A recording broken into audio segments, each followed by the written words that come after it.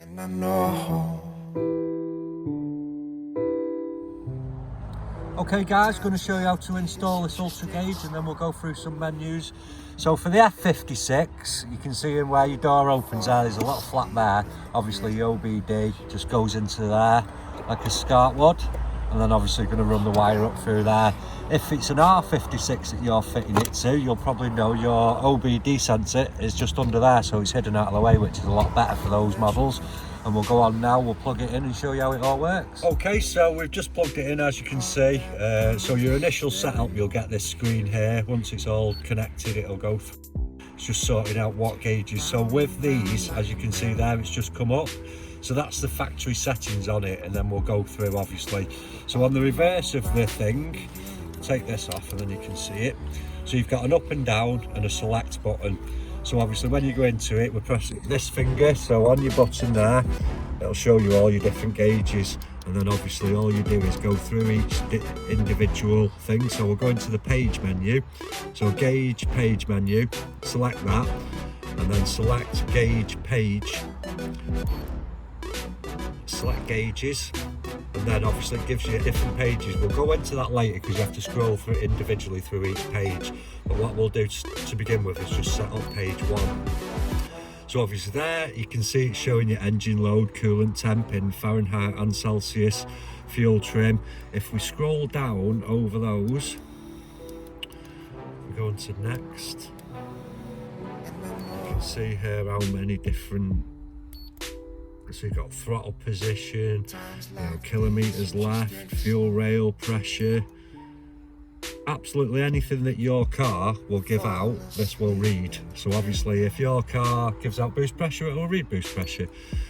As you can see there, there's quite a lot of stuff that you probably won't use, like the ambient air temperatures, but you just select them. So I'll just go back to there and we'll get to the beginning. So as you can see, engine load, coolant, so we'll go to that one. So you get this little box here, and then you scroll down. So obviously coolant temperature there, I'm going to set that as number 1.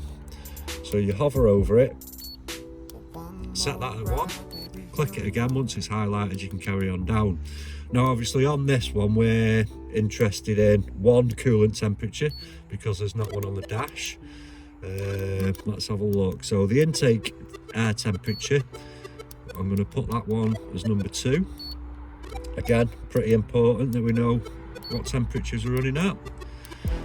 I'll just go through and have a look at some more.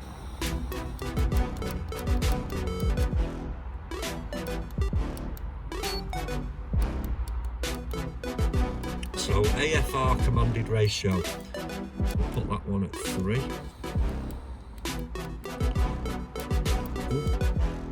So that one's set at 3.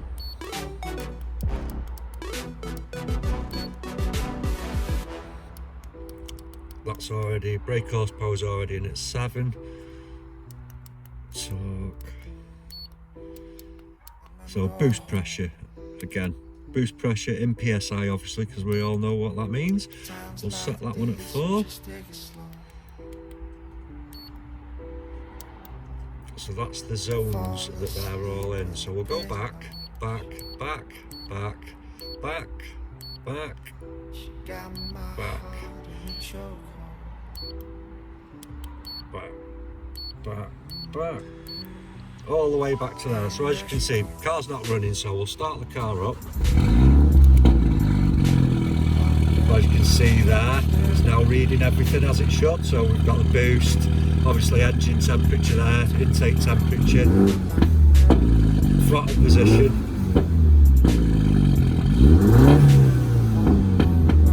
So that's all working. Now we'll go through, so obviously you've got each page. So what you do is hold down up, oh sorry, gone back. So hold down up,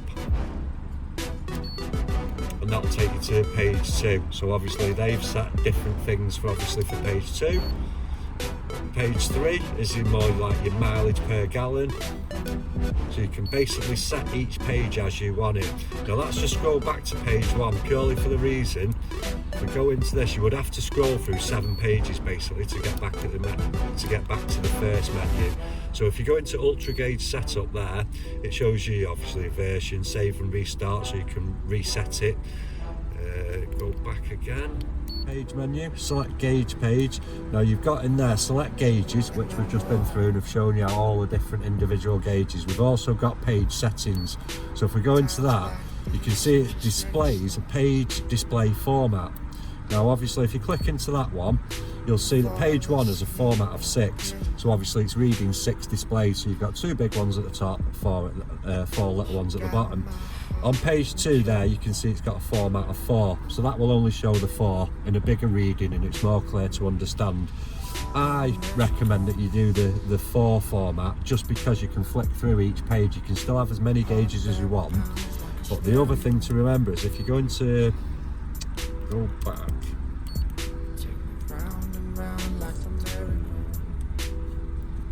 display, so page enables.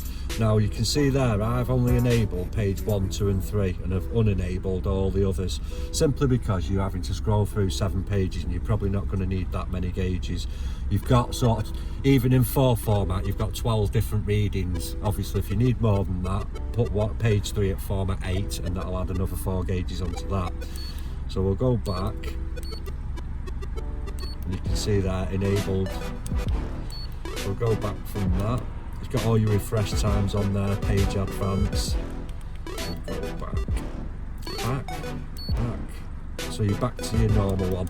So obviously in vehicle setup, obviously you can do set your engine size, your fuel tank size, calibrate it.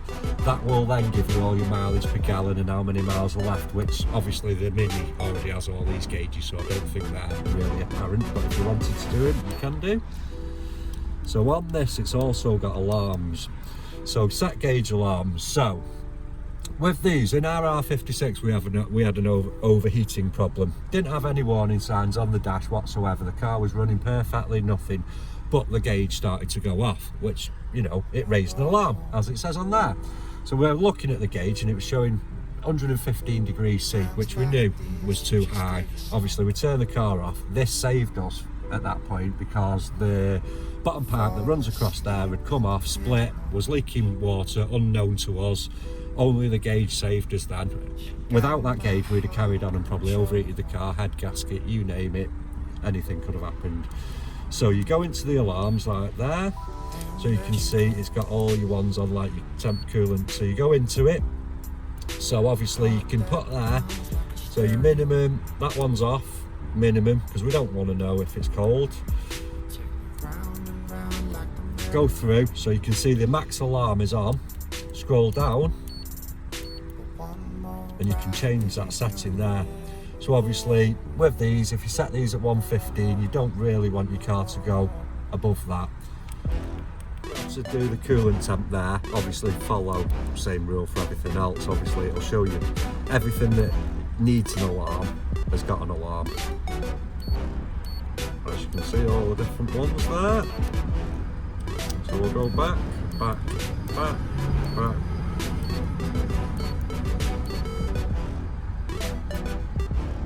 And then like I say there, as it says on there, alarm sirens on or off, all alarms on, alarm siren frequency, blah blah blah. So obviously if it reaches above 115 or whatever you set that to, this will flash. It will really give you an alarm, so obviously that just alerts you. Obviously boost pressures, if you've got a defined boost pressure and you know that you're running at 15 psi and then for whatever reason it runs more psi, whatever you've set that to, it'll tell you, so it's a bit of an early warning.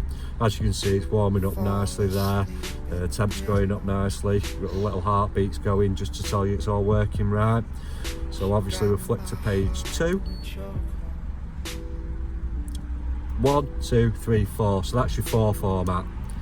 So we'll click to page 3, so that's the 8 format layout. So you can see there, they've obviously not selected 7 and 8 because there's nothing in that slot, but 1, 2, 3, 4, 5, 6. I'll go through, and then obviously now it's gone back to page 1, otherwise you'd be scrolling through 7 pages of stuff you don't really know what's that. So that's basically the base setup of it. Page 2. Page 3, back to page 1, and like I say, hold that button down there and it gives you that. So built into this as well, we've got trouble code reading. So obviously check engine trouble codes, pending codes, and then obviously we can clear the codes with that. Got no faults showing luckily on there, so we're okay with that. So that's just saying that the engine light's off. See, then we're going to engine trouble codes, none, which is good. Oh, and then we're going to pending codes there. So on this I've had previously, we did a decat on this car, so obviously we'd unplugged the second lambda probe, which is showing there, and the P0138, which will, if we look into that, will relate to the P0036. So they're the pending codes, which obviously it's registered in the past. Let's go back to that. So we've got fuel menu as well. So if you go into the fuel menu, you can see there, I mean, like I say, the minis are pretty good. They've got all the menus on the dash anyway, which you're probably going to use. This is more for reading outputs, i.e. PSI, engine temperatures, etc, etc. If you wanted to look into that, there are all the different modes for that. Then we go back again. So you've got your ultra gauge setup here. So again, you can read on there what that does. So obviously, version, etc. Go back, vehicle setup. So all you're going to do on there is, like I say, engine size, the only thing that we put in, to be fair. Fuel tank size we weren't bothered about because it's registered on there. Display settings, so obviously set backlight mode, backlight minimum brightness, maximum brightness. Obviously we can adjust the contrast as well. So obviously if you've got it on a funny angle and you can't quite read it like that, depending where you stick it, you can change the contrast on it. So you can see there, I can hardly read that with no contrast. Turn the contrast up to where it looks clearest. To me it's about 70 there. I'll just save that. Go back on that one. And then that's pretty much it. We've been through it all. So obviously once you've got it all set up, you go back and you can see there, boost obviously won't go any higher than 0 because we're stood still. Engine temperature's coming up nicely.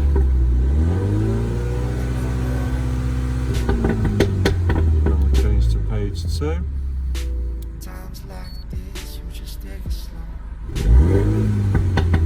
You can see everything reacting. We've got a whole 25.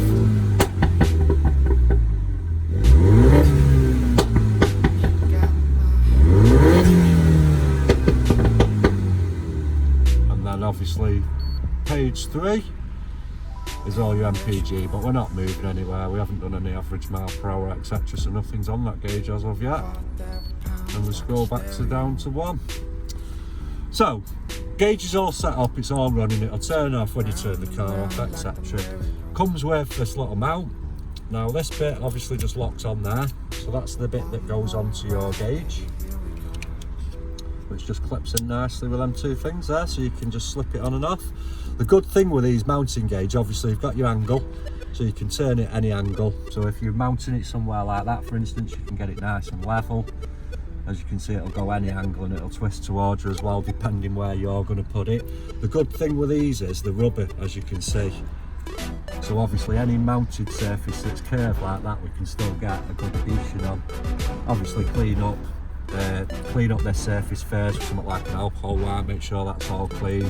Warm up this pad before you stick it as well, because obviously the glue on it, if it's cold, it's not as reactive as when it's warm. And it's just a case of sticking that on there. Once that's adhered on there, and obviously you can get your little gauge in its thing and it just slips on there. Obviously if you don't want to sit here trying to press the buttons, and that's why they do the quick release for it. So obviously if you leave that with a little bit of wire there, you can take it off and then you can play around with it as you please. And then it just clicks back on there.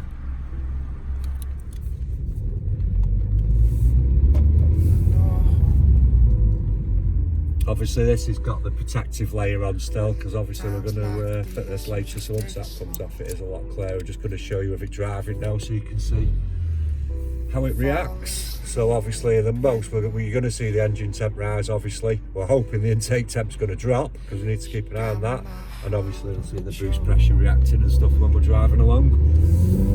You can buy these at our website, which is www.killallcrow.co.uk. We've got plenty of them in stock, so obviously if you order, we post out next day during the week. Obviously if you ordered on a Friday, chances are we wouldn't be posting that till Monday, so expect to receive it the following day. I'll just give it a bit of a, so you can see up there now we're running.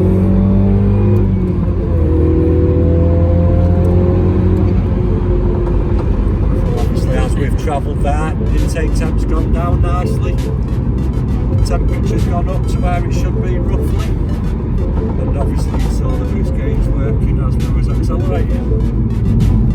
Any other gauges obviously will go on to page 2.